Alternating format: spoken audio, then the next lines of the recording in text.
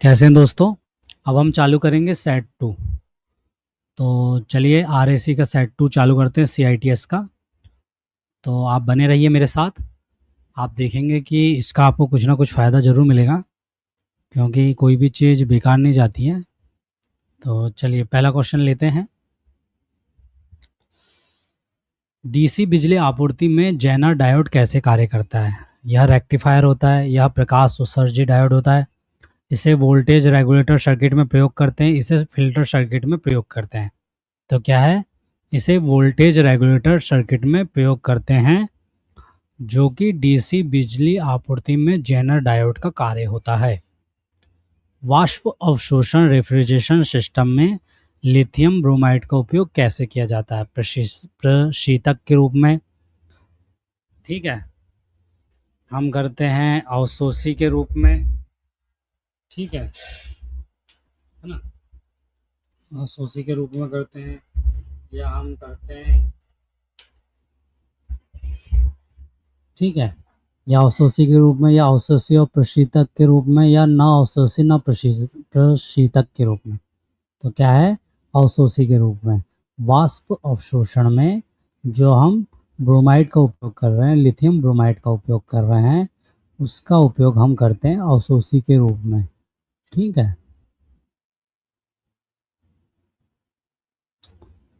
Refrigeration में machine के charting port में किसका उपयोग किया जाता है? Refrigerant adapter, charging meter, vacuum pump, compressor oil charging pump. तो हम किसका उपयोग करते हैं? हम करते हैं रेफ्रिजरेंट अडेप्टर का। रेफ्रिजरेशन में मशीन के चार्जिंग पोर्ट में हम किसका उपयोग करते हैं? हम करते हैं किसका? रेफ्रिजरेशन अडेप्टर का। किसका उपयोग करते हैं हम करते हैं रेफ्रिजरेशन अडप्शन का। किसका उपयोग करते हैं? रेफ्रिजरेशन अडप्शन का। ठीक है।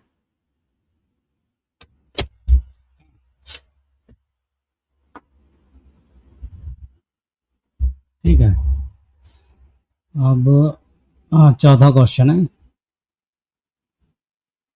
चौथा क्वेश्चन बोल रहा है कि ऊर्जा का कौन सा स्रोत, क्वेश्चन क्या बोल रहा है कि ऊर्जा का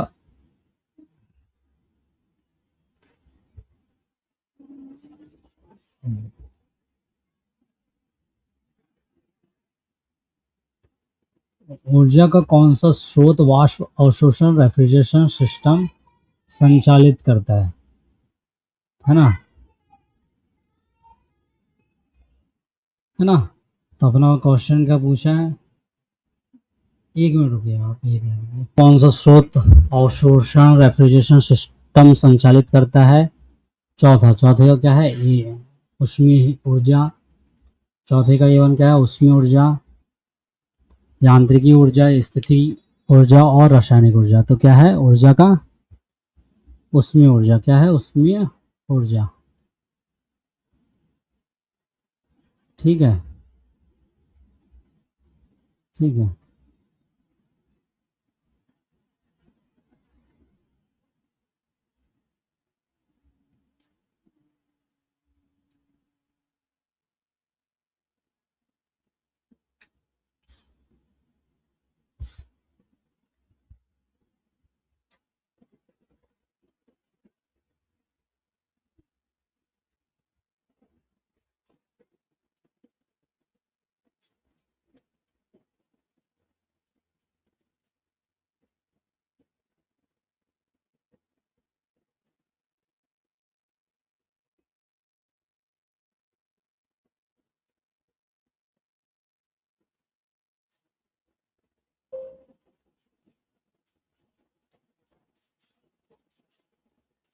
आधे को गिलास देखो कहाँ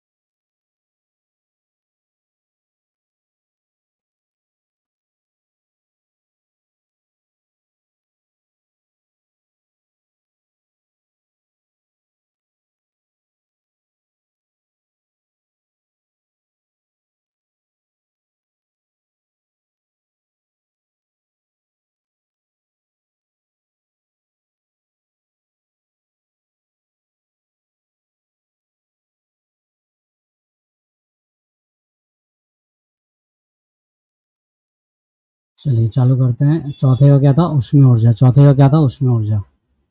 KW किलोवाट में ITR के बराबर क्या है? किलोवाट खालिस्तान के बराबर, खालिस्तान ITR के बराबर होता है। तो पांचवा क्या है? किलोवाट खालिस्तान ITR के बराबर होता है 3.52 किलोवाट, 1.05 किलोवाट, 211 किलोवाट, 232 किलोवाट। तो पांचवे का क्या है? 3.52 किलोवाट। ठीक है। वाष्प अवशोषण रेफ्रिजरेशन सिस्टम में अमोनिया वाष्प को उसके तरल में कहाँ परिवर्तित किया जाता है? उसके तरल में कहाँ परिवर्तित किया जाता है? किसको? वाष्प अमोनिया को उसके तरल में कहाँ परिवर्तित किया जाता है? जब वाष्प अवशोषण रेफ्रिजरेशन सिस्टम हो। कंडेंसर में, वाष्पीकरणकर्ता में, अवशोषक में, विश्लेषक में। तो कहाँ किया जाता है? कंडेंसर में। कौन सा कंट्रोल स्विच वाष्पीकरण करता कॉइल पर जमे हुए बर्फ को शुरू करता है और पिघलाता है? ठीक है, कौन सा control switch? Defrost timer switch, overload relay, flow switch और थर्मोस्टेट। तो क्या है? Defrost timer switch.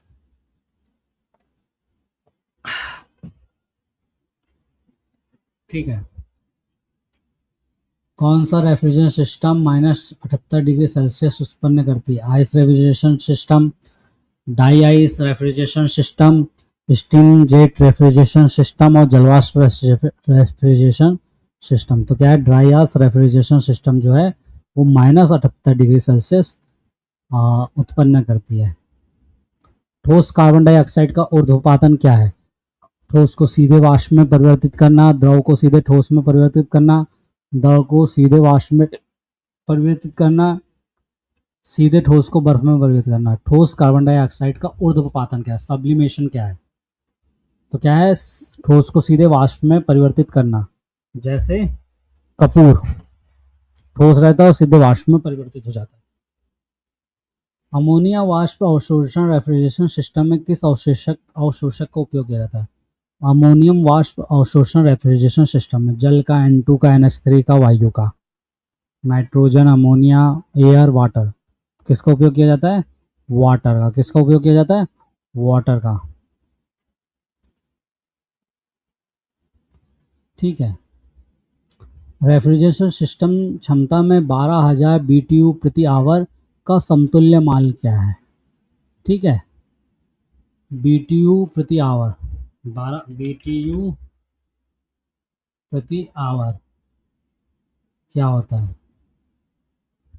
British thermal unit जो है 12,000 ब्रिटिश थर्मल यूनिट प्रति आवर का समतुल्य मान क्या है? 1 टन, 2 टन, 3 टन, 4 टन। तो क्या है? 1 टन। वाष्प संपीड़न प्रणाली में रेफ्रिजरेंट का प्रभाव कौन सा घटक बनाता है? कंप्रेसर, एवोपरेटर, कंडेंसर और एक्सपांशन वाल्व। वाष्प संपीड़न प्रणाली में रेफ्रिजरेंट का प्रभाव कौन घटक बनाता है? रेफ्रिजरेंट का घटक कौन बनाता है? कंप्रेसर। नीचे चित्र में रेफ्रिजरेंट साइकिल को दर्शाया गया है। कौन सा कथन सही है? लाइन ए जो है वो के ऊपर सिस्टम ए के हिस्से कम दबाव वाले पक्ष हैं। लाइन ए के नीचे सिस्टम के हिस्से उच्च दबाव वाले पक्ष के, ए से ऊपर के सिस्टम के हिस्से केवल तरल है और सिस्टम के ए से ऊपर के हिस्से उच्च दबाव वाले पक्ष के हैं। Part of the system above the line A. ठीक है, जो लाइन ए है इससे ऊपर वाले कम दबाव में, नीचे वाले उच्च दबाव में है ना। ए से ऊपर के सिस्टम के हिस्से केवल तरल हैं और ए से ऊपर के हिस्से उच्च दबाव वाले पक्ष के हैं। तो क्या बताना है?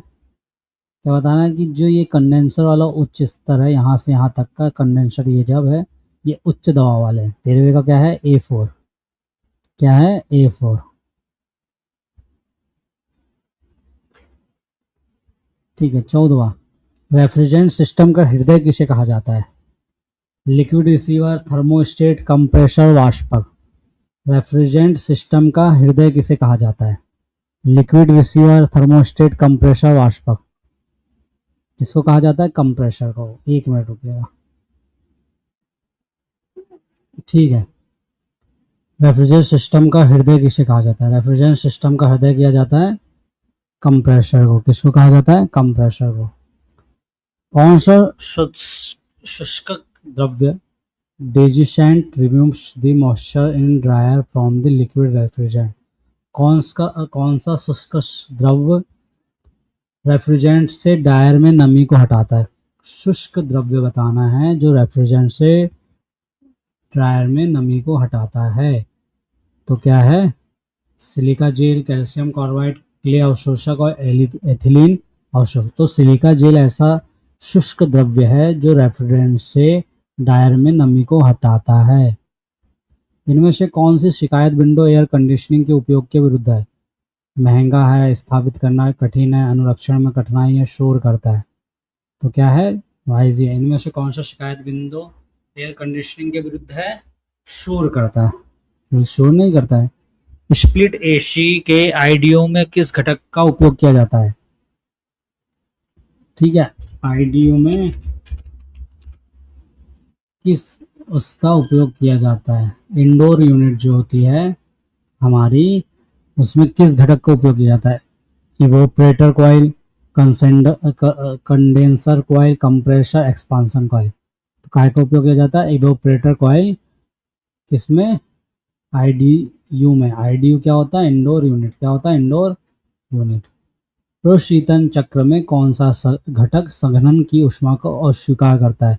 कंडेंसेशन को रिजेक्ट करता है ना? Condenser, evaporator, compressor, expansion valve. तो क्या है? कंडेंसर जो है वो कंडेंसेशन हीट को अस्वीकार करता है। मैकेनिकल रेफ्रिजरेशन यूनिट के उच्च दबाव पक्ष को क्या कहा जाता है? Indoor unit, condensing unit, recovery unit, cooling unit. तो क्या कहा जाता है?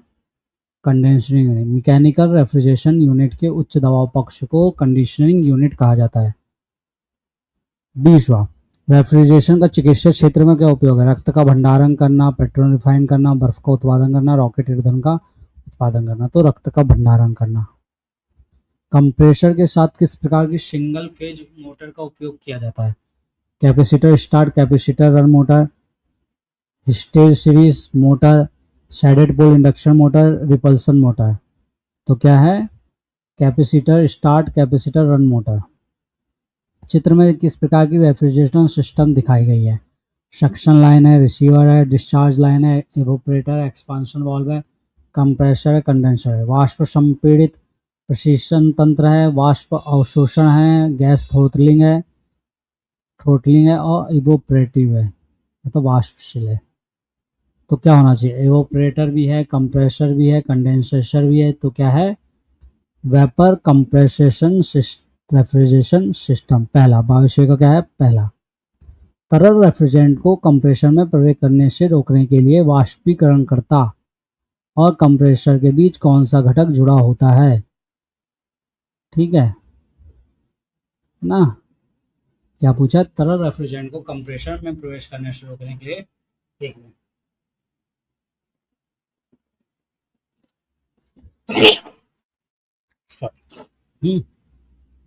कंप्रेसर रोकने के लिए वाष्पीकरणकर्ता और कंप्रेसर के बीच कौन सा घटक जुड़ा रहता है? तो 23वें का क्या आंसर है? अक्यूमुलेटर है, सुपर हीटर है, बॉटल कूलर है और वाटर कूलर है। तो क्या है? अक्यूमुलेटर। निम्नलिखित में से कौन सा एयर कंडीशनिंग सिस्टम में रेफ्रिजरेंट से नमी को हटाता है? Dryer, expansion valve, condenser, capillary tube. तो क्या है 24वें का? ड्रायर। निम्नलिखित में से कौन सा एयर कंडीशनिंग सिस्टम में रेफ्रिजरेंट से नमी को हटाता है? ड्रायर। 24वें का क्या है? ड्रायर। क्या है? ड्रायर। विंडो एसी में किस प्रकार के इवेपोरेटर को उपयोग किया जाता है? फिंड कॉइल टाइप, स्पाइरल और डक्ट टाइप। तो क्या है?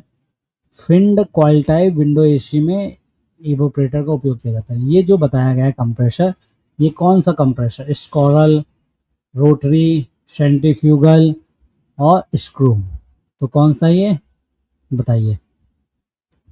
कौन सा है? Rotary compressor. कौन सा है? Rotary compressor. ठीक है। आरएसी सिस्टम में केसिका ट्यूब का क्या कार्य है? रेफ्रिजरेंट द्वारा लाई गई गर्मी को हटा देता है, रेफ्रिजरेंट की प्रवाह दर को मीटर करता है, अतिरिक्त तरल प्रशीतक के लिए भंडारण के रूप में कार्य करता है, रेफ्रिजरेंट को पंप करता है। तो क्या है? रेफ्रिजरेंट की प्रवाह दर को मीटर करता है। रेफ्रिजरेंट की प्रवाह दर को मीटर करता है। प्राथमिक रेफ्रिजरेंट के लिए कौन सी संपत्ति वांछनीय है? 27वें का क्या है? रेफ्रिजरेंट की प्रवाह की दर को मीटर करता है। प्राथमिक रेफ्रिजरेंट के लिए कौन सी संपत्ति वांछनीय है? Low critical temperature, low specific heat, low thermal conductivity, low electrical insulation. तो क्या है? Low specific heat. इनमें से किस रेफ्रिजरेंट की ओनोक क्षय क्षमता सबसे कम है? आर के अलावा R11, R12, R22, R114। सबसे कम किसकी है? R11 की।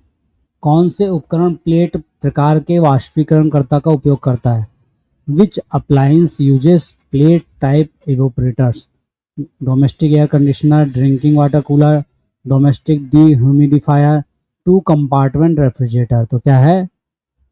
टू कंपार्टमेंट रेफ्रिजरेटर जो है वो उपकरण प्लेट प्रकार की वाष्पीकरणकर्ता का उपयोग करता है, प्लेट टाइप। ठीक है। घरेलू रेफ्रिजरेटर में किस विस्तार उपकरण का उपयोग किया जाता है? Capillary tube, constant pressure expansion valve, thermostatic expansion valve, flute valve. तो क्या है? 31वें का क्या है? कैपिलरी ट्यूब का उपयोग किया जाता है विस्तार उपकरण के लिए, विस्तार उपकरण के रूप में। किसमें? घरेलू रेफ्रिजरेंट में। अमोनिया का रेफ्रिजरेंट नंबर क्या है? अमोनिया का refrigerant number R707, R717, R727, R737। तो क्या है? R717 जो है अमोनिया का रेफ्रिजरेंट नंबर है। घरेलू रेफ्रिजरेटर का बटर कंपार्टमेंट कहाँ स्थित होता है? बटर कंपार्टमेंट पूछ रहा है। कैबिनेट के शीर्ष पर, कैबिनेट के नीचे, केंद्रीय ऊंचाई पर, दरवाजे में। तो कहाँ उपयोग होता है? दरवाजे में, इन दी डोर। वाष्पीकरण प्रक्रिया के दौरान गर्मी बढ़ जाती है, गर्मी दूर हो जाती है, दाब बढ़ता है, दाब घटता है। तो क्या होगा? गर्मी दूर हो जाती है वाष्पीकरण से।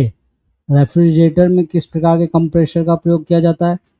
Hermetically shield reciprocating compressor, semi hermetically shield reciprocating compressor, open type compressor, centrifugal compressor.